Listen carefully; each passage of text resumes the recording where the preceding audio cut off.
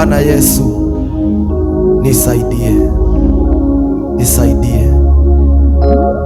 Nilikuta wazazi wangu wakiteseka, nililelewa kwa shida, nikawakuta wakiwa na shida. Bwana Yesu, niinue, nibadilishe kwetu, nibadilishe nyumba yetu, nifungulie mulango, nibadilishe kwa maisha ya kwetu. Tulilelewa na umasikini, hatukujua kuvaa, hatukukula vizuri, tulikula kwa mateso. Oh my Father, niinue tu, nibadilishe kwetu.